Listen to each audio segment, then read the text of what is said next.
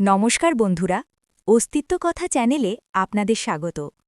বৃন্দাবনের প্রতিটি ধূলিকণায় মিশে আছে রাধাকৃষ্ণের প্রেম।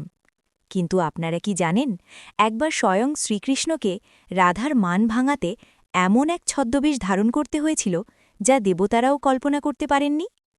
কেন শ্রীমতী রাধিকা কৃষ্ণের ওপর এতটাই রুষ্ট হয়েছিলেন যে বৃন্দাবনের সমস্ত ফুল শুকিয়ে গিয়েছিল?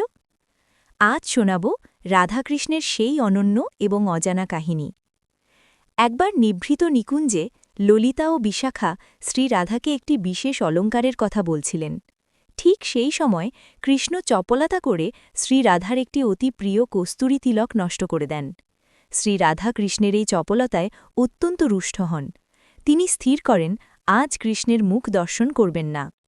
শ্রী রাধা নিজেকে একটি রত্নখচিত কুটিরে আবদ্ধ করলেন।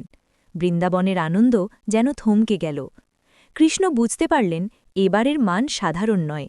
তিনি ললিতা ও বিশাখাকে অনুরোধ করলেন রাধার মান ভাঙাতে সাহায্য করতে। কিন্তু সখীরা জানালেন রাধা আজ দর্পণে নিজের ছায়া ছাড়া আর কারোর ছায়াও দেখতে চান না। কৃষ্ণ এক অদ্ভুত মায়া বিস্তার করলেন। তিনি এক অপূর্ব সুন্দরী নারী সাজলেন, যার নাম দিলেন শ্যামলী। তিনি নিজেকে একজন বিখ্যাত দর্পণশিল্পী হিসেবে পরিচয় দিয়ে রাধার কুটিরের সামনে হাজির হলেন।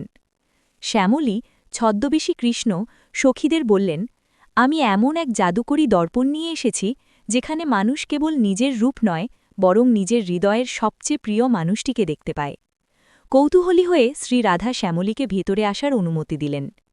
কুটিরের ভেতরে প্রবেশ করে শ্যামলী একটি বিশাল দর্পণ বের করলেন। কিন্তু সেই দর্পণটি ছিল বিশেষ মায়ায় তৈরি। শ্রী রাধা যখন সেই দর্পণের সামনে দাঁড়ালেন, তিনি নিজের প্রতিচ্ছবি দেখতে পেলেন না। পরিবর্তে তিনি দেখলেন এক অদ্ভুত দৃশ্য। দর্পণের ভেতরে দেখা যাচ্ছে যমুনার তটে দাঁড়িয়ে থাকা সেই শ্যামসুন্দরকে, যার ওপর তিনি অভিমান করেছেন। শ্রী রাধা চমকে উঠলেন। তিনি যতবার চোখ ফেরাতে চান, দর্পণের সেই কৃষ্ণ ততবার অশ্রুসজল চোখে রাধার দিকে তাকিয়ে থাকে। শ্রী রাধা বুঝতে পারলেন এই মায়াবী শিল্পী আর কেউ নন। তিনি শ্যামলীর হাতের দিকে তাকিয়ে দেখলেন সেখানে সেই পরিচিত পীতাম্বরী আভা এবং হাতে থাকা কঙ্কণ। রাধা হেসে ফেললেন এবং বললেন, বধূ, তুমি দর্পণের কারিগর সেজে এসেছ সত্য, কিন্তু আমার হৃদয়ের দর্পণে তো তুমি আগে থেকেই বিরাজ করছ। কৃষ্ণের ছদ্মবেশ উন্মোচিত হল। তিনি রাধার চরণে নিবেদন করলেন যে রাধার অভিমান না ভাঙলে বৃন্দাবনের বাঁশিও সুর হারায়। সখীরা পুষ্পবৃষ্টি করলেন এবং রাধাকৃষ্ণের এই অপ্রকাশিত দর্পণলীলা বৃন্দাবনের ইতিহাসে অমর হয়ে রইল। বন্ধুরা, এই গল্পটি আমাদের শেখায় যে প্রেম এবং অভিমান একই মুদ্রার এপিটোপিট।